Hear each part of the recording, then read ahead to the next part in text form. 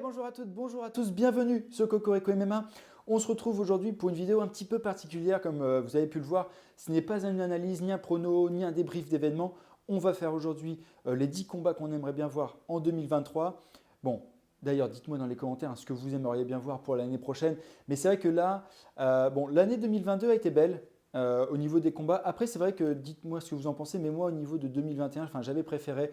Je trouve que l'UFC avait fait de très très gros événements. Il y avait eu plus de spectacles, d'événements importants l'année passée. Cette année, c'était, je pense, une année de transition. Et là, 2023, en tout cas, ça se profile, ça s'annonce complètement dingue. L'UFC a préparé quelques trucs là début d'année, comme vous avez donc le retour au Brésil pour l'UFC 283 qui s'annonce sympa, le 84 qui s'annonce génial. Islam Makhachev contre Volkanovski à Perth en Australie. Donc ça, c'est vraiment, vraiment génial.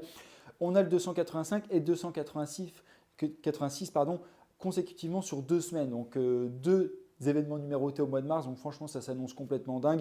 Surtout que le 285, à mon avis, on va en reparler un peu plus tard dans la vidéo, mais le main event va être va être pas mal. On commence ce top 10 tout de suite. Alors, le 10e combat, donc on va partir du plus haut, que j'aimerais vraiment voir l'année prochaine, c'est pour notre Français, notre cher Benoît Saint-Denis. J'aimerais vraiment, vraiment le voir contre Rafael dos Anjos. Donc, n'hésitez pas à me dire ce que vous en pensez, mais franchement, imaginez la guerre que ça pourrait être. D'ailleurs, il y avait une interview où Benoît avait dit, voilà, j'aimerais affronter le Brésilien au Brésil, à l'UFC 283.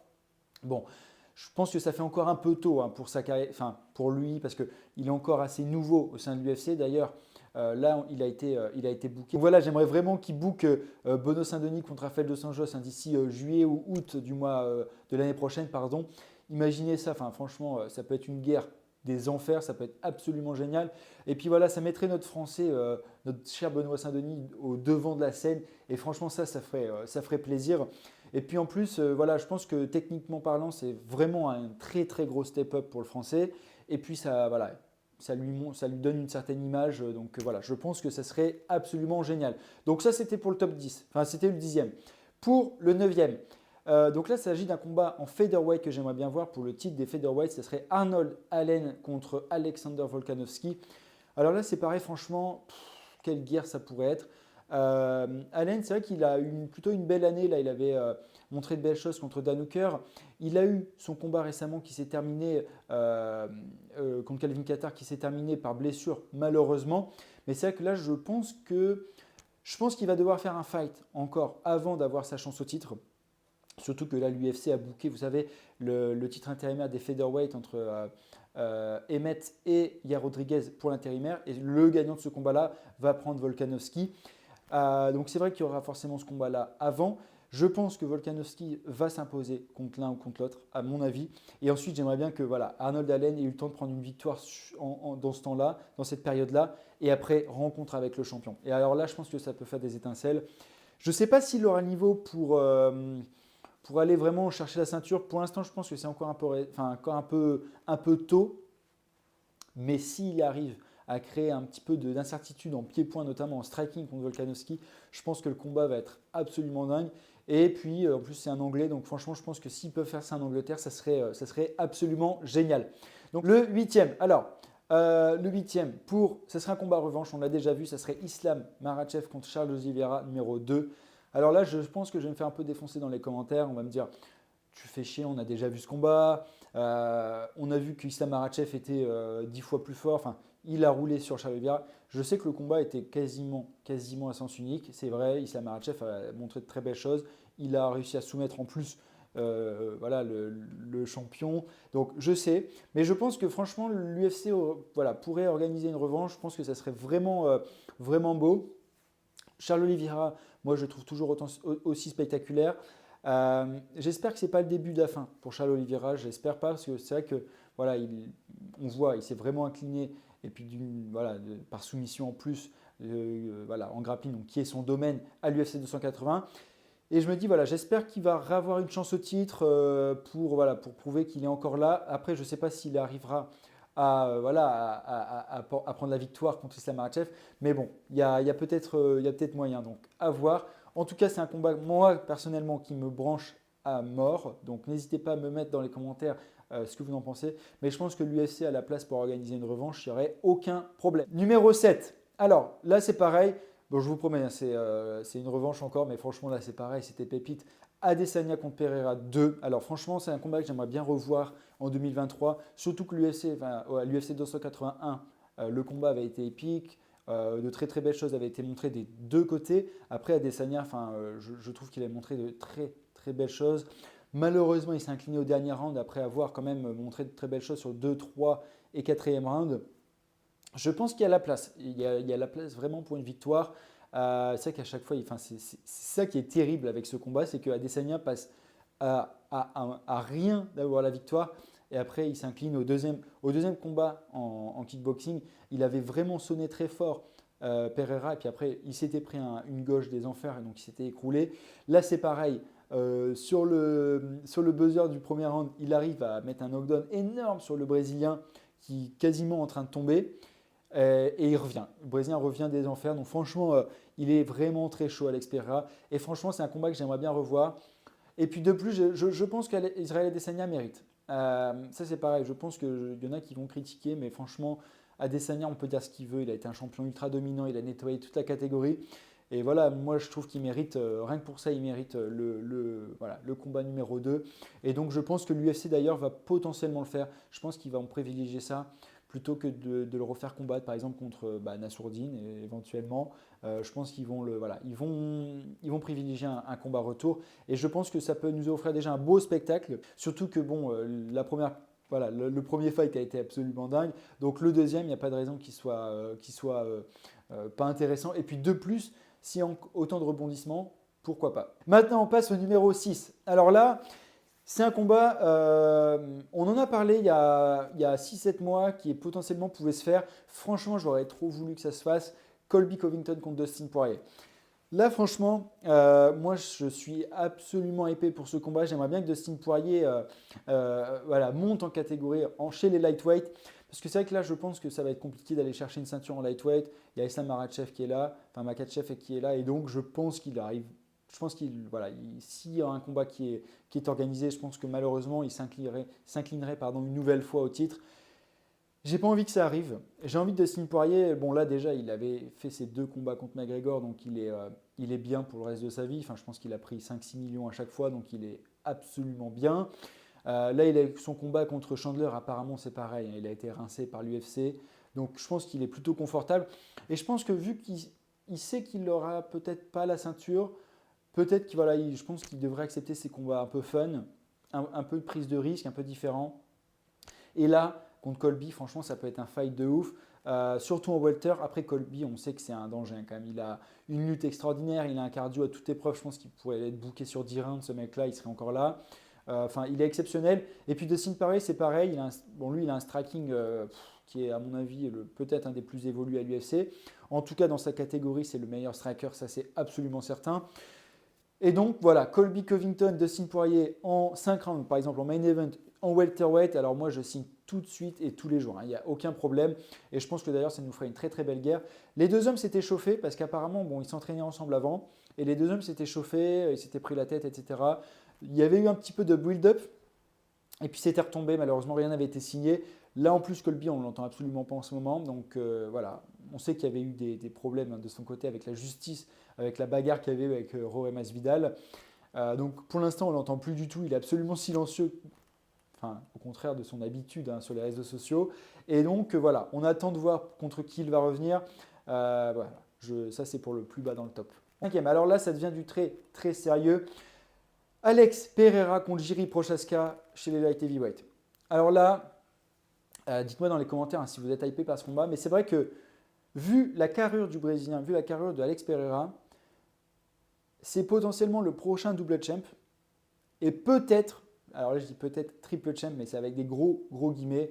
Je sais, vous allez vouloir me déglinguer, vous pouvez me dire, mais est-ce que tu as vu la taille de Francis? Oui, c'est vrai, quand on voit Francis, on ne voit pas Alex Pereira en face de Francis Ngannou, c'est sûr. Ni contre Cyril, j'imagine que ça peut être un peu compliqué. Mais ça dépend qui est champion en heavyweight. Imaginez par exemple, je ne sais pas, Thomas Spinal. Si Thomas Spinal est champion chez les heavyweight, je pense qu'il y a match. On en revient au light heavyweight. Imaginez Jiri Prochazka contre Alex Pereira. Franchement, ça peut être un fight en 100% striking de ouf. On a un pro du striking, un ancien double champion du Glory qui est Alex Pereira, contre Jiri Prochazka qui nous a livré une guerre exceptionnelle, une guerre des enfers contre le Brésilien Teixeira. Moi, je me dis en striking, ça peut être une guerre, ça peut être très très beau, très haut niveau, et puis en même temps, chez les light heavyweight, je pense qu'il ne ferait pas du tout petit Alex Pereira. Au contraire, je pense qu'il serait même peut-être plus imposant que Jiri, et donc je pense que la guerre peut être absolument épique. Dites-moi dans les commentaires si ce genre de combat vous hype. Maintenant, quatrième. Alors là, c'est pareil, franchement, c'est un combat que je pense une grande partie de la planète MMA attend. On peut dire ce qu'on veut, mais Conor McGregor contre Michael Chandler, moi je signe tous les jours. Franchement, il n'y a pas de problème. Chandler, alors on va commencer par lui. Il nous a offert que des guerres récemment, que des grosses guerres. Contre Dustin Poirier, c'était magnifique. Contre Tony Ferguson, il a claqué un KO de l'espace avec un front kick somptueux. Contre Justin Gaethje, c'est pareil, c'était la guerre. Contre Charles Oliveira, c'était un combat qu'il a perdu malheureusement, mais après avoir montré de très belles choses. Franchement, c'est un combattant ultra spectaculaire, peut-être le plus plaisant à regarder de tout l'UFC, de tout le ressort de l'UFC. Franchement, à chaque fois qu'on le voit, Michael Chandler sur la carte, on sait que ça va être épique. Donc lui là, il est sur une série il est sur une victoire et une défaite sur ses 2 derniers combats. Donc une victoire contre Tony Ferguson avec le front kick et une défaite contre Dustin Poirier, l'UFC 281. Après une grosse guerre, franchement, il avait montré de très belles choses, notamment en grappling au 2e round. Et on a McGregor, donc là, qui est dans une phase totalement différente de sa carrière, très compliquée. Pour ceux qui ne savent pas, ancien double champ de la catégorie des featherweight et de la catégorie des lightweight. Il avait battu dans une performance pour le titre magistral contre Eddie Alvarez. Et puis c'est vrai que donc depuis quelques années, c'est très compliqué. C'est-à-dire qu'il s'est incliné là 2 fois contre Dustin Poirier, une fois sur KO et une fois sur blessure. Avant, il avait fait une belle performance contre un Donald Cerrone qui était malgré tout vieillissant. Il s'était imposé en 45 secondes. Bon, franchement, c'était pour le remettre dans le bain, mais voilà, Donald Cerrone n'était déjà plus là. On se rappelle, il avait eu le nez cassé avec un coup d'épaule et puis il s'était fait vraiment détruire. Franchement, c'était pas non plus. C'était une belle performance, mais c'était pas un top de la catégorie. Donc, je pense qu'il n'y a pas de quoi non plus sauter au plafond, quoi. Enfin, c'était pas non plus complètement dingue. Donc là, à mon avis, il est vraiment sur une pente descendante de sa carrière, mine de rien, McGregor. Moi, ce qui m'a inquiété, d'ailleurs, mettez dans les commentaires ce que vous en pensez, mais moi, ce qui m'a inquiété pour Conor, c'est dans son combat, son 3e combat contre Dustin Poirier, moi, je l'ai vu, je trouvais qu'il était complètement aux fraises en striking. C'est-à-dire que c'est sa force, c'est son striking, c'est sa boxe anglaise, c'est ses kicks, et il n'était pas là. Il n'était pas là. Je trouvais qu'il prenait énormément de coups. Ses déplacements, ses mouvements de bus, ses mouvements de tête n'étaient vraiment pas là. Et il mangeait des coups. Et juste au moment où Dustin Poirier va chercher le clinch pour l'amener au sol, on voit qu'il prend une salve de coups. Et il n'y a pas de riposte. Il n'y a pas de riposte. Il n'y a pas le timing qu'il avait avant. Contre Eddie Alvarez, par exemple, c'est un timing, mais les in and out qu'il faisait, c'était somptueux. Enfin, on ne pouvait pas faire mieux. Le coup d'Alvarez arrivait pile devant lui, il était à une distance parfaite, et puis il revenait avec un bras arrière, c'était somptueux. Et là, j'ai l'impression qu'il a perdu cette flamme, cette étincelle, ce pouvoir qu'il avait avant. Et donc, selon moi, ça va être difficile pour revenir dans le top, dans le top 3 de la catégorie, que ce soit des welter, des lightweight ou des featherweight. Je pense que ça serait très, très compliqué. Mais contre Michael Chandler, je trouve qu'il y a possibilité de faire de belles choses. Il y a des possibilités que le combat soit épique, mais quand même, gros warning sur le pouvoir de KO de Michael Chandler. C'est-à-dire que moi, j'aurais peur que McGregor prenne un sale KO, mais je pense qu'il peut aussi mettre KO Chandler. Donc franchement, c'est pour ça qu'il est dans le top 10. Et puis Conor McGregor, franchement, on peut dire ce qu'on veut, qu'on l'aime, qu'on le déteste. Ça, c'est pas le problème. Mais à chaque fois qu'il combat, on le regarde. La preuve est dans les chiffres. Il est à plus d'1 million, 1,5 million à chaque fois de vente de pay-per-view. Ça reste, comme on le voit encore récemment, ça reste malgré tout le boss de l'UFC. Tout le monde le colle, malgré qu'il représente ni une ceinture, mais il représente son nom. Et donc voilà, tout le monde veut le voir revenir et tout le monde veut le combattre. Donc en tout cas, comme je vous ai dit, 4e combat, Conor Chandler, moi je suis archi chaud. 3e combat de ce top, alors là, on rentre sur le podium, franchement, ça commence à être très très chaud. Khamzat Chimaev contre Kamaru Usman. Et contre Colby Covington. C'est pour ça que je vous avais dit Colby Covington, on va en reparler plus tard. Là, c'est 2 combats en un, mais c'est-à-dire que j'aimerais bien, dans un premier temps, que l'UFC organise un Khamzat contre Colby en co-main event de l'UFC 286 en mars. Vous savez, parce qu'en mars, normalement, ça serait Usman Leon Edwards pour le titre. J'aimerais bien qu'en co-main event, l'UFC nous organise un Khamzat contre Colby sur 5 rounds pour définir le prochain contender au titre. J'aimerais bien que ce soit une guerre absolue et que Khamzat gagne ce combat. Et ensuite, l'UFC organise Khamzat contre Usman. Si Usman gagne, évidemment. Mais imaginez cette année 2023 que serait si ça se fait pour Khamzat. Enfin, ça serait fou, ça serait dingue. Si Khamzat arrive à s'imposer contre Colby et s'imposer contre Usman, enfin, déjà, on le sait. Enfin, lui, c'est un peu pareil, qu'on l'aime ou qu'on le déteste. On force de constater qu'il est monstrueux. Quand on voit comment il a joué avec Kevin Holland à l'UFC 279, il en a fait son jouet sur 2 minutes et puis après il lui a fait un étranglement et puis bonsoir. Enfin, c'était qui fait ça, Kevin Holland? On l'a vu par exemple, Kevin Holland contre Stephen Thompson récemment, c'était une guerre. Même Thompson n'a pas réussi à jouer avec lui comme Khamzat a fait. Donc franchement, moi je suis archi chaud de le voir en co-main event à Londres. Et puis plus tard dans l'année, parce que je pense que Usman va potentiellement s'imposer dans le combat retour avec Edwards. Et je pense qu'après l'UFC a un boulevard pour organiser Khamzat Usman. Et là, ça serait la guerre. Et je pense qu'il y aurait un vrai passage de flambeau. C'est-à-dire que Usman, vu qu'il est quand même vieillissant, ça serait l'ancienne génération qui passe le flambeau à la nouvelle. Donc voilà, n'hésitez pas à mettre d'ailleurs dans les commentaires ce que vous en pensez. Mais moi, je pense que ça peut faire un combat vraiment épique.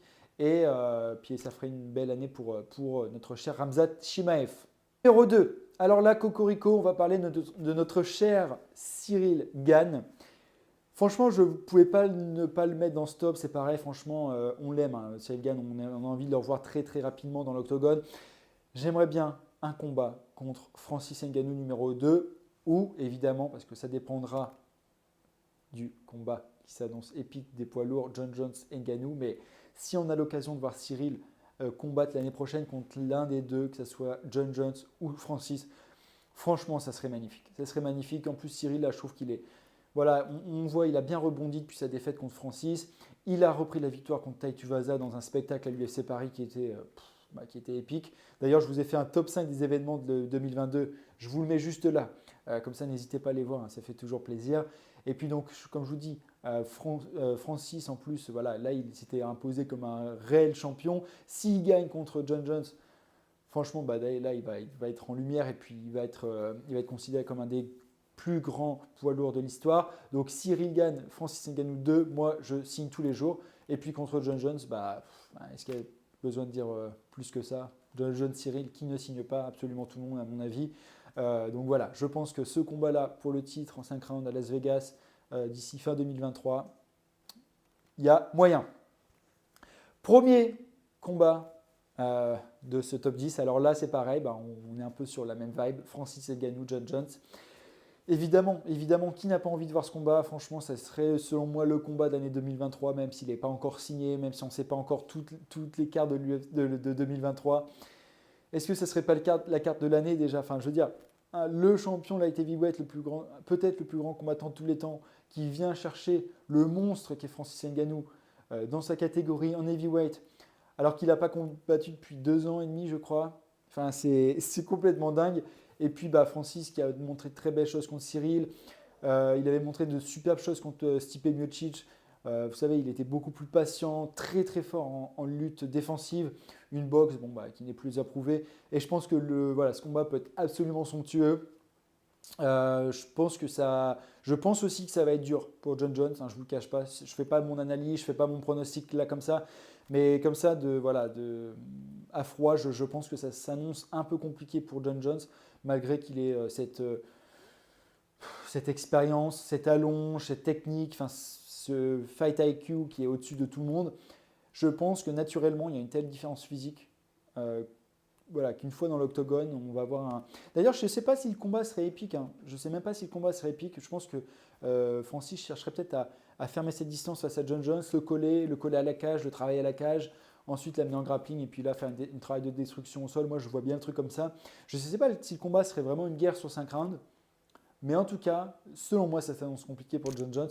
Mais je veux voir ce combat. Je veux voir ce combat. John Jones, ça fait 2 ans qu'il prévoit sa montée en heavyweight. Il nous avait hypé un potentiel combat contre Stipe Miocic pour un titre intérimaire. Ça ne s'est pas fait. Enfin, là, ça commence à être très très long, très laborieux. D'ailleurs, je vous avais fait une vidéo hein, juste pour parler de ça, donc n'hésitez pas à aller la voir. Je vous mets également le lien juste au-dessus. C'est commence à être très laborieux. Moi, ça me gave un peu que ça ne se soit pas fait plus tôt. Je trouve qu'il perd des années précieuses de sa carrière, surtout que ses dernières performances à John Jones, c'était pas ça, contre Dominic Reyes notamment. Donc franchement, ce combat s'annonce dingue. Mettez-moi dans les commentaires d'ailleurs vos combats que vous aimeriez bien voir. Peut-être que j'en loupe parce que voilà, je pourrais vous faire un top 30, mais ça prendrait un peu trop de temps. Donc n'hésitez pas à me mettre dans les commentaires les combats que vous aimeriez bien voir en 2023. Également, lâchez un petit pouce bleu, hein, ça fait toujours plaisir et c'est gratuit si vous avez aimé cette petite vidéo. Abonnez-vous à Cocorico MMA, on est actuellement 210 abonnés sur la chaîne, donc je sais ça paraît peu, mais on est déjà en route pour le premier millier d'abonnés, donc merci beaucoup de votre soutien. Merci également de la positivité hein, que vous avez dans les commentaires, ça fait extrêmement plaisir. Et donc nous, on se retrouve très bientôt, évidemment, pour parler WC. Allez, à bientôt, ciao ciao.